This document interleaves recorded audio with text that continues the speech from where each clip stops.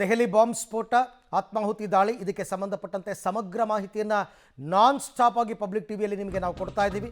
ದೆಹಲಿ ಸ್ಫೋಟದ ಬಗ್ಗೆ ತನಿಖೆ ಈಗಲೂ ಕೂಡ ಮುಂದುವರೆದಿದೆ. ಅಮಿತ್ ಶಾ ನೇತೃತ್ವದಲ್ಲಿ ಮತ್ತೊಂದು ಮಹತ್ವದ ಸಭೆ ಅಂತ ಈಗಾಗಲೇ ಒಂದಾಯಿತು. ಮಧ್ಯಾಹ್ನ 3 ಗಂಟೆಗೆ ಅಮಿತ್ ಶಾ ಸಭೆಯನ್ನು ಕರೆದಿದ್ದಾರೆ. ಈ ಸಭೆಯಲ್ಲಿ ಭಾಗವಹಿಸೋರು ಯಾರು? ಹಾಗಾದರೆ ಗೃಹ ಸಚಿವಾಲಯದ ಅಧಿಕಾರಿಗಳ ಜೊತೆ ಸಭೆಯನ್ನು ನಡೆಸ್ತಾರೆ.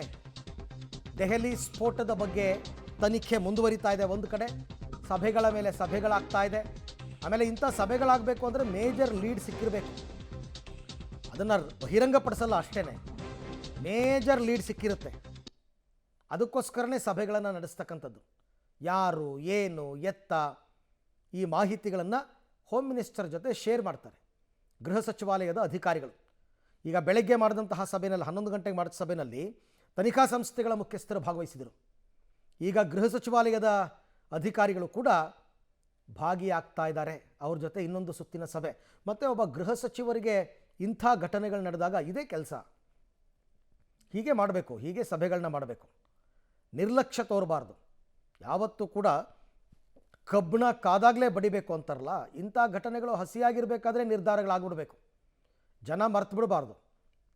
ಹಾಗಾಗಿ ಸಭೆಗಳ ಮೇಲೆ ಸಭೆ ಆಗ್ತಾ ಇದೆ. ಗೊತ್ತಿಲ್ಲ, ಸಾಯಂಕಾಲ ಆದಮೇಲೆ ರಾತ್ರಿ ಇನ್ನೊಂದು ಸುತ್ತಿನ ಸಭೆ ಕೂಡ ಆಗ್ಬೋದು. ನಾಳೆ ಪ್ರಧಾನಿ ಮೋದಿ ಸಭೆಗೂ ಮುನ್ನ ಎಲ್ಲ ಒಂದಷ್ಟು ವರ್ಕ್ ಆಗಬೇಕಲ್ಲ. ಈ ಬಗ್ಗೆ ಮತ್ತಷ್ಟು ಮಾಹಿತಿ ನನ್ನ ಕೊಲೀಗ್. ಮಧ್ಯಾಹ್ನ 3 ಗಂಟೆಗೆ ಅಮಿತ್ ಶಾ ಅವರು ಸಭೆಯನ್ನು ಕರೆದಿರ್ತಕ್ಕಂಥದ್ದನ್ನು ನೋಡ್ತಾ ಇದ್ದೀರಾ. ಗೃಹ ಸಚಿವಾಲಯದ ಅಧಿಕಾರಿಗಳು ಸಭೆಯಲ್ಲಿ ಭಾಗಿಯಾಗ್ತಾ ಇದ್ದಾರೆ. ಏನಾದರೂ ಮೇಜರ್ ಇನ್ಸ್ಟ್ರಕ್ಷನ್ಸನ್ನು ಕೊಡಬಹುದು, ಮೇಜರ್ ತೀರ್ಮಾನಗಳು ಆಗಬಹುದು. ಆಮೇಲೆ ಓವರ್ ದಿ ಫೋನ್ ಪ್ರಧಾನಿಗಳು, ಗೃಹ ಸಚಿವರು ಎಲ್ಲರೂ ಕೂಡ ಸಂಪರ್ಕದಲ್ಲಿರ್ತಾರೆ. ಓವರ್ ದಿ ಫೋನೇ ಕೆಲವು ಇನ್ಸ್ಟ್ರಕ್ಷನ್ಸ್ ಹೋಗ್ತಾ ಇರುತ್ತೆ. ಹಾಗಾಗಿ ಅಮಿತ್ ಶಾ ಅವರು ಇವತ್ತು ಇನ್ನೊಂದು ಸಭೆಯನ್ನು ಕರೆದಿದ್ದಾರೆ. ಆ ಸಭೆಯಲ್ಲಿ ಕೆಲವೊಂದು ವಿಚಾರಗಳು ಡಿಸ್ಕಸ್ ಆಗುತ್ತೆ. ಏನು ಮಾಡಬೇಕು, ಮುಂದೇನು ಎಲ್ಲ ಆಗಬೇಕಲ್ಲ. ಇದು ದೇಶದ ಆಂತರಿಕ ಭದ್ರತೆಯ ವಿಚಾರ, ರಾಷ್ಟ್ರೀಯ ಭದ್ರತೆಯ ವಿಚಾರ. ಈ ಬಗ್ಗೆ ಮತ್ತಷ್ಟು ಮಾಹಿತಿ ನನ್ನ ಕೊಲೀಗ್ ಶಬೀರ್ ಅವರಿಂದ ಪಡ್ಕೊಳ್ಳೋಣ. ಶಬೀರ್, ಈಗ ಮತ್ತೊಂದು ಮಹತ್ವದ ಸಭೆ ಕರೆದಿದ್ದಾರೆ ಅಮಿತ್ ಶಾ. ಈ ಗೃಹ ಸಚಿವಾಲಯದ ಅಧಿಕಾರಿಗಳ ಜೊತೆ ಈ ಸಭೆಯ ಮಹತ್ವ ಏನು? ಮತ್ತಷ್ಟು ಮಾಹಿತಿ ನನ್ನ ಕೊಲೀಗ್ ಪ್ರಕಾಶ್ ಅವರಿಂದ ಪಡ್ಕೊಳ್ಳೋಣ. ಪ್ರಕಾಶ್, ಈಗ 3 ಗಂಟೆಗೆ ಗೃಹ ಸಚಿವ ಅಮಿತ್ ಶಾ ಗೃಹ ಸಚಿವಾಲಯದ ಅಧಿಕಾರಿಗಳ ಜೊತೆ ಮತ್ತೊಂದು ಸಭೆ ಕರೆದಿದ್ದಾರೆ. ಈ ಸಭೆಯಲ್ಲಿ ಏನೆಲ್ಲ ವಿಚಾರಗಳು ಚರ್ಚೆ ಆಗಬಹುದು ಅಂತ ನೋಡಿ. ನಿನ್ನೆ ಯಾವಾಗ ಈ ಒಂದು ಬ್ಲಾಸ್ಟ್ ಪ್ರಕರಣ ಆಯಿತು, ಅಲ್ಲಿಂದಲೂ ಕೂಡ ತನಿಖೆ ತುಂಬ ಸೀರಿಯಸ್ ಆಗಿ ನಡೀತಾ ಇದೆ. ಪ್ರತಿಯೊಂದು ಆಯಾಮಗಳಲ್ಲಿ ಕೂಡ ತನಿಖೆಯನ್ನು ಶುರು ಮಾಡಲಾಗಿದೆ. ಈಗಾಗಲೇ ಯಾರು ಅನುಮಾನಾಸ್ಪದವಾಗಿ ವ್ಯಕ್ತಿಗಳ ಆ ಪ್ರದೇಶದಲ್ಲಿ ಓಡಾಡ್ತಾ ಇದ್ರು, ಸುಮಾರು 15ಕ್ಕೂ ಹೆಚ್ಚು ಜನರನ್ನು ಈಗ ವಶಕ್ಕೆ ಪಡೆಯಲಾಗಿದೆ. ಅವರಿಂದ ಒಂದಿಷ್ಟು ಮಾಹಿತಿಗಳನ್ನು ಕೂಡ ಕಲೆ ಹಾಕಲಾಗಿದೆ. ಅನುಮಾನಾಸ್ಪದವಾಗಿ ಓಡಾಟವನ್ನು ನಡೆಸ್ತಾ ಇದ್ದಂಥವರ ಬಳಿ ಏನಾದರೂ ಇಂಟು ಸಿಕ್ಕಿದೆಯಾ, ಅವರು ಏನಾದರೂ ಬಾಯಿ ಬಿಟ್ಟಿದ್ದಾರಾ ಅನ್ನುವಂಥದ್ರ ಬಗ್ಗೆ ಕೂಡ ಮಾತನಾಡಬಹುದು. ಜೊತೆಗೆ ಭದ್ರತಾ ವಿಚಾರದಲ್ಲಿ ಮತ್ತೆ ಮುಂದಿನ ದಿನಗಳಲ್ಲಿ ಹೇಗಿರಬೇಕು, ಹೇಗೆಲ್ಲ ಭದ್ರತೆಯನ್ನು ಮಾಡಿಕೊಳ್ಬೇಕು ಅನ್ನೋಂಥದ್ರ ಬಗ್ಗೆ ಕೂಡ ಈ ಒಂದು ಸಭೆಯಲ್ಲಿ ಒಂದಿಷ್ಟು ತೀರ್ಮಾನಗಳು, ಚರ್ಚೆಗಳು ಕೂಡ ಆಗುತ್ತೆ. ಅದರ ಜೊತೆಗೆ NIA ಸೇರಿದಂತೆ NSG ಮತ್ತು ಸ್ಥಳೀಯ ಒಂದಿಷ್ಟು ತನಿಖಾ ಸಂಸ್ಥೆಗಳು ಕೂಡ ಈ ಒಂದು ತನಿಖೆಯನ್ನು ನಡೆಸಲಾಗ್ತಾ ಇದೆ. ತನಿಖೆಯಲ್ಲಿ ಏನಾದರೂ ಮೇಜರ್ ಇಂಟುಗಳು ಸಿಕ್ಕಿದೆಯಾ ಅನ್ನೋಂಥದ್ರ ಬಗ್ಗೆ ಕೂಡ ಒಂದಿಷ್ಟು ವಿಚಾರಗಳು ಪ್ರಸ್ತಾಪ ಆಗುವಂಥ ಸಾಧ್ಯತೆಗಳು ಕೂಡ ಇದ್ದಾವೆ. ಸೊ ಈಗಾಗಲೇ ಬೆಳಿಗ್ಗೆ ಕೂಡ ಒಂದು ರೌಂಡ್ನ ಮೀಟಿಂಗ್ ಕೂಡ ಮುಗ್ದಿತ್ತು. ಅಲ್ಲಿ ಭದ್ರತೆ ಮತ್ತು ಆ ಕ್ಷಣದವರೆಗೆ ಏನೆಲ್ಲ ಬೆಳವಣಿಗೆಗಳಾದವು, ಏನೆಲ್ಲ ವಿಚಾರಗಳು ತನಿಖೆಯಲ್ಲಿ ಗೊತ್ತಾಯಿತು, ಅದೆಲ್ಲದರ ವಿಚಾರಗಳ ಬಗ್ಗೆ ಕೂಡ ಮಾತನಾಡಿದರು. ಈಗ ಮತ್ತೆ 5 ಗಂಟೆ ಅಂದರೆ 3 ಗಂಟೆ ಸುಮಾರಿಗೆ ಮತ್ತೊಂದು ಸಭೆಯನ್ನು ಕೂಡ ಕರೆಯಲಾಗಿದೆ. ಸೊ ಹೀಗಾಗಿ ಇಲ್ಲಿ ಒಂದಿಷ್ಟು ಮಹತ್ವದ ವಿಚಾರಗಳ ಬಗ್ಗೆ ಕೂಡ ಇಲ್ಲಿ ಪ್ರಸ್ತಾಪ ಆಗುವಂತಹ ಸಾಧ್ಯತೆಗಳಿದ್ದಾವೆ. ಸೊ ಈಗಾಗಲೇ NIA ಅಧಿಕಾರಿಗಳು ಮತ್ತು FSL ಟೀಮ್ ಕೂಡ ಅಲ್ಲಿ ಘಟನಾ ಸ್ಥಳಕ್ಕೆ ಬಂದಿತ್ತು. ಅಲ್ಲಿ ಸಿಕ್ಕಂಥ ಒಂದಿಷ್ಟು ವಸ್ತುಗಳನ್ನು ಕೂಡ ಈಗ FSL ರಿಪೋರ್ಟ್ಗೆ ಕೂಡ ಕಳಿಸಲಾಗಿತ್ತು. ಆ ಒಂದು ವರದಿ ಏನಾದರೂ ಇಮಿಡಿಯೇಟ್ ಆಗಿ ಬಂತು ಅಂದರೆ ಆ ಸ್ಯಾಂಪಲ್ಸ್ಗಳು ಮತ್ತು ಯಾವುದಕ್ಕೆ ಮ್ಯಾಚ್ ಆಗುತ್ತೆ, ಹೇಗಿದೆ ಅನ್ನುವಂಥದ್ದು ಕೂಡ ಅದರ ಬಗ್ಗೆ ಕೂಡ ಒಂದಿಷ್ಟು ವಿಚಾರಗಳು ಕೂಡ ಪ್ರಸ್ತಾಪ ಆಗುವಂತಹ ಸಾಧ್ಯತೆಗಳಿದ್ದಾವೆ. ಬಹುಶಃ ಅಂದರೆ ಕಡಿಮೆ ಗಂಟೆಗಳ ಅಂತರದಲ್ಲೇ 2ನೇ ಮೀಟಿಂಗು ಕರೆದಿರುವಂಥ ಕಾರಣಕ್ಕಾಗಿ ಒಂದಿಷ್ಟು ಕುತೂಹಲ ಕೂಡ ಇದೆ, ಒಂದಿಷ್ಟು ಕೌತುಕತೆ ಕೂಡ ಇದೆ. ಏನಾದರೂ ಮೇಜರ್ ಇಂಟ್ಸ್ ಈ ಒಂದು ದಾಳಿಗೆ ಸಂಬಂಧಪಟ್ಟಂತೆ ಸಿಗ್ತಾ, ಆ ವಿಚಾರಗಳ ಬಗ್ಗೆ ಏನಾದರೂ ಈ ಸಭೆಯಲ್ಲಿ ಪ್ರಸ್ತಾಪವನ್ನು ಮಾಡ್ತಾರಾ ಅನ್ನುವಂಥದ್ದು ಕೂಡ ಒಂದು ರೀತಿಯಲ್ಲಿ ಕುತೂಹಲವನ್ನು ಸೃಷ್ಟಿ ಮಾಡಿದೆ. ಅರವಿಂದ್, ಹಾಗೆ ಸಂಪರ್ಕದಲ್ಲಿ ಪ್ರಕಾಶ್, ನಿಮ್ಮ ಜೊತೆ ಮತ್ತೆ ಮಾತನಾಡ್ತೀನಿ. ದೆಹಲಿ ಸ್ಫೋಟದ ವಿಚಾರಕ್ಕೆ ಸಂಬಂಧಪಟ್ಟಂತೆ ತನಿಖೆ ಈಗಲೂ ಕೂಡ ಮುಂದುವರೆದಿದೆ. ಫರೀದಾಬಾದ್ ಟು ಡೆಹಲಿ ಲಿಂಕ್ ಹೇಗೆ ಬಂತು, ಹೇಗೆ ಬೆಳೀತು, ಯಾರು ಇದರ ಹಿಂದೆ ಇರ್ತಕ್ಕಂಥವ್ರು, ಈ ವೈದ್ಯರ ಪಾತ್ರ ಏನು, ಹೀಗೆ ಎಲ್ಲವೂ ಕೂಡ ಒಂದಾದ ಮೇಲೆ ಒಂದರಂತೆ ವಿಚಾರಗಳು ಗೊತ್ತಾಗ್ತಾ ಇದೆ. ಮೇಲಿಂದ ಮೇಲೆ ಸಭೆಗಳಾಗ್ತಾ ಇದೆ ಅಂತಂದರೆ ತನಿಖೆಯಲ್ಲಿ ಮಹತ್ವಪೂರ್ಣವಾದ ಪ್ರಗತಿ ಆಗ್ತಾ ಇದೆ ಅಂತ ಅರ್ಥ.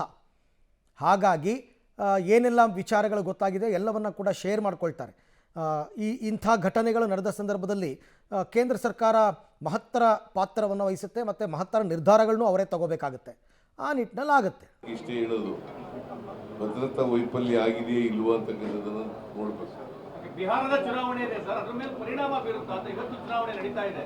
ಇವತ್ತು ಚುನಾವಣೆ ನಡೀತಾ ಇದೆಯಲ್ಲ, ಅದೇ ಅದ್ರ ಮೇಲೆ ಪರಿಣಾಮ ಬೀರುತ್ತಾ ಇಂಥ ಘಟನೆಗಳು ಅಂತ.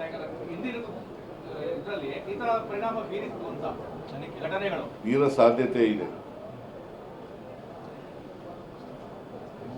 ಅಲ್ಲ, ಪಾಸಿಟಿವ್ ಆಗಿ ನೆಗೆಟಿವ್ಲಿ ಅದು ಬಿಜೆಪಿ ಫೇವರ್ ಆಗಿ ಬೀರುವ ಸಾಧ್ಯತೆ, ಕಾಂಗ್ರೆಸ್ ಫೇವರ್ ಆಗಿ ಬೀರುವ ಸಾಧ್ಯತೆ. ಬಿಜೆಪಿ ವಿರುದ್ಧವಾಗಿ ದೆಹಲಿಯಲ್ಲಿ ಏನು ನಿನ್ನೆ ಸ್ಫೋಟ ಆಗಿ ಸುಮಾರು 10 ಜನ ಮರಣ ಹೊಂದಿದ್ದಾರೆ. ಈ ಘಟನೆ ಬಗ್ಗೆ ಈಗಾಗಲೇ ಕೇಂದ್ರ ಸರ್ಕಾರ, ಗೃಹ ಸಚಿವರು, ಪ್ರಧಾನಮಂತ್ರಿಗಳು ಸ್ಥಳ ವೀಕ್ಷಣೆ ಮಾಡಿದ್ದಾರೆ ಮತ್ತು ಕ್ರಮಗಳನ್ನು ತೆಗೆದುಕೊಳ್ತಾ ಇದ್ದಾರೆ. ಇದು ಪಾಕಿಸ್ತಾನ ಪ್ರೇರಿತವಾದಂಥ ಭಯೋತ್ಪಾದನಾ ಚಟುವಟಿಕೆ ಇರ್ಬೋದು ಅನ್ನೋ ಒಂದು ಮಾಹಿತಿ ಇರ್ತಕ್ಕಂಥದ್ದು. ಇನ್ನೂ ಕನ್ಫರ್ಮ್ ಆಗಬೇಕದು, ಆ ಮಾಹಿತಿ ಕನ್ಫರ್ಮ್ ಆಗಬೇಕು ಯಾರು ಮಾಡಿದ್ದಾರೆ ಅನ್ನೋದನ್ನು ಕೂಡ. ಈ ಕೇಂದ್ರದ ತನಿಖಾ ತಂಡಗಳು ಕೂಡ ಇಮಿಡಿಯೇಟಾಗಿ ಹಲವಾರು ಜನನ ಬಂಧನೆ ಮಾಡಿ ಕ್ರಮಗಳನ್ನು ತೆಗೆದುಕೊಳ್ತಾ ಇದೆ. ಅದರ ಜೊತೆಗೆ ಕರ್ನಾಟಕದಲ್ಲೂ ಕೂಡ ಈ ಒಂದು ಜೈಲುಗಳಲ್ಲಿ ಮುಖಾಂತರ ಇಲ್ಲಿರುವಂಥ ಭಯೋತ್ಪಾದಕರು ಮಾಡ್ರನ್ ವೆಪನ್ಗಳನ್ನು, ಎಲೆಕ್ಟ್ರಾನಿಕ್ ಸಿಸ್ಟಮನ್ನು ಬಳಕೆ ಮಾಡಿ ಪರಪ್ಪನ ಅಗ್ರಹಾರದಿಂದ ಈ ಟೆರರಿಸ್ಟ್ ಅಂದರೆ ಡೆಲ್ಲಿಯಲ್ಲಾಗಿರೋವಂಥ ಘಟನೆ ಏನಿದೆ, ಡೆಲ್ಲಿಯಲ್ಲಾಗಿರೋವಂಥ ಬ್ಲಾಸ್ಟ್ ಏನಿದೆ, ಮಾಡಿರೋ ವ್ಯಕ್ತಿಗಳೇನಿದ್ದಾರೆ, ಇಲ್ಲಿ ಪರಪ್ಪನ ಅಗ್ರಹಾರದಿಂದ ಇವನು ಮೊಬೈಲ್ ಮುಖಾಂತರ ಅಥವಾ ಬೇರೆ ಇನ್ಸ್ಟ್ರೂಮೆಂಟ್ ಮುಖಾಂತರ ಅವ್ರನ್ನ ಕಾಂಟ್ಯಾಕ್ಟ್ ಮಾಡಿದ್ದ.